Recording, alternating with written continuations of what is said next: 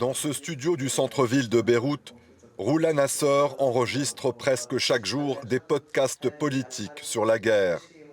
Et pour elle, une paix avec Israël reste totalement inimaginable. Beaucoup ne croient ni à la paix ni aux négociations avec Israël. Nous ne reconnaissons pas l'État d'Israël qui est responsable de l'occupation des terres palestiniennes. Comment négocier alors que les bombardements continuent? Il y a des morts chaque jour et le sud du Liban est dévasté.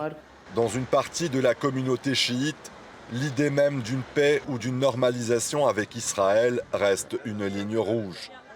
Au centre-ville de Beyrouth, Maha vit aujourd'hui dans un local abandonné avec d'autres déplacés du sud Liban.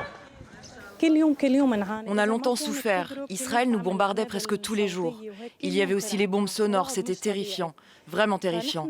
On n'a jamais eu un moment de répit. Alors oui, c'est sûr, nous sommes contre la paix et contre les négociations directes avec Israël.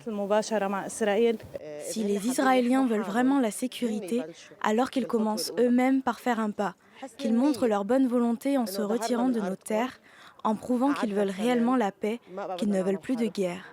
Mais ailleurs dans le pays, certains soutiennent ouvertement les négociations voulues par le président Joseph Aoun. Fadi Bitar partage cette vision.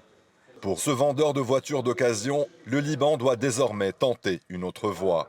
Bien sûr qu'on a besoin d'un plan de paix avec Israël, avec des conditions telles et telles qui vont être décidées par le président, les autorités libanaises, etc. Est-ce qu'il y a une autre solution pour avoir une stabilité, pour que les investisseurs viennent au Liban? Non.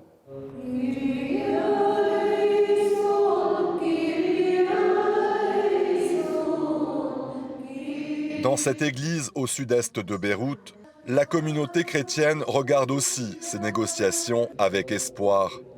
Pour eux, Israël reste avant tout la Terre sainte. Le pape Léon nous a appelés à prier pour la paix. Une paix avec les pays voisins nous permettrait enfin de visiter la Terre sainte. J'aimerais tellement la découvrir comme l'ont fait nos ancêtres.